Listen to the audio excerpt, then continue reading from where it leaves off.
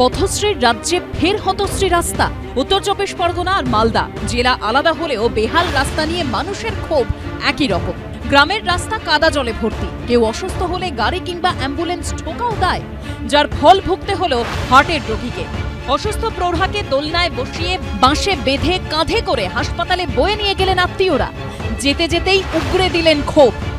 প্রতি বছর এই অবস্থা, প্রতি বছর এই অবস্থা। কিভাবে চলাচল করতে হয় এইভাবে অসুস্থ মানুষ? আমরা কি ভোট দেই না? এই ছবি উত্তর চব্বিশ পরগনার হিঙ্গলগঞ্জের মালেকান ঘুমটি গ্রামের। স্থানীয়দের বক্তব্য, 57 বছরের জামেলা বিবি অসুস্থ হয়ে পড়ায় তাকে দোলনায় চাপিয়ে হাসপাতালে নিয়ে যেতে হয়। ক্ষুব্ধ গ্রামবাসীদের বক্তব্য, এই গোবিন্দকাঠি গ্রাম পঞ্চায়েতেরই একসময় প্রধান ছিলেন হিঙ্গলগঞ্জের তৃণমূল বিধায়ক দেবেশ মণ্ডল। পঞ্চায়েত ভোটে জেতার পর বরণ করে তাকে এই রাস্তা দিয়েই নিয়ে যাওয়া হয়েছিল। আজ সেই রাস্তারই এই বেহাল অবস্থা। অসুস্থ হয়ে গেল, হার্টের রোগী, তাকে দোলনায় করে নিয়ে যেতে হলে একটা গাড়ি ঢোকে না, কোনো জায়গায় হাঁটু জল, কোনো জায়গায় মাজা জল। এমএলএ সাহেব যে সময় প্রধান ছিল সেই সময় আমরা এই রাস্তা দিয়ে ফুলির মালা দিয়ে গলায় দিয়ে নিয়ে গিয়েছি। তিনিও জানে যে আমাদের হাল কি অবস্থা, তিনিও প্রতিশ্রুতি দিয়েছে যে আমরা রাস্তা করে দেব। বেহাল রাস্তার ছবি হিঙ্গলগঞ্জের রমাপুর পূর্ব ঘোষপাড়াতেও। রাস্তা সারাইয়ের দাবিতে বিক্ষোভ দেখান গ্রামবাসীরা। সাধারণ মানুষের ক্ষোভকে হাতিয়ার করছে বিজেপি। 10 বছরের বিধায়ক যিনি একসময় ওই অঞ্চলের পঞ্চায়েতের মেম্বার ছিলেন, পঞ্চায়েতের প্রধান ছিলেন, তারই এলাকার রাস্তায় ছাত্রছাত্রীরা যাবে, তারা ব্যাগে করে জামা কাপড় নিয়ে গিয়ে স্কুলে গিয়ে স্নান করে হাত পা ধুয়ে তারপরে স্কুলে পোশাক পরে যেতে হচ্ছে। তৃণমূলের উন্নয়ন কোথায়?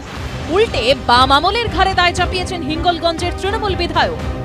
বামফ্রন্ট সরকার যা করে রেখেছে, যে সময় পিরিয়ড দরকার, প্রত্যেক দিন আমরা একটা করে রাস্তা দিই। যে রাস্তা বিক্ষোভ দেখাচ্ছে সেই রাস্তাও তৈরি হচ্ছে, রানিং কাজ চলছে বলে। এই ছবি রতুয়া 1 নম্বর ব্লকের বানিকান্তটোলা এলাকার।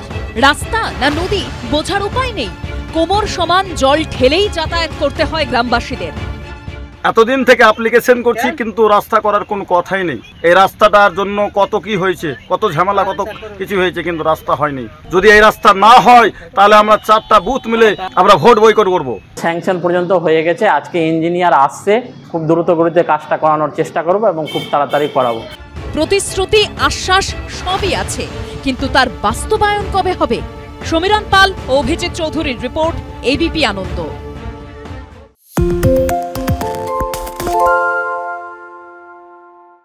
শুনতে পাচ্ছি না, বল না। আরে 10 টাকাটা ব্যাপার নয়, আজকে 40 টাকা দিচ্ছি, কারণ 40 টাকা। বাংলা গলাবাজি চায় না, বাংলা খবর চায়। বাংলা খবর, বাংলার খবর।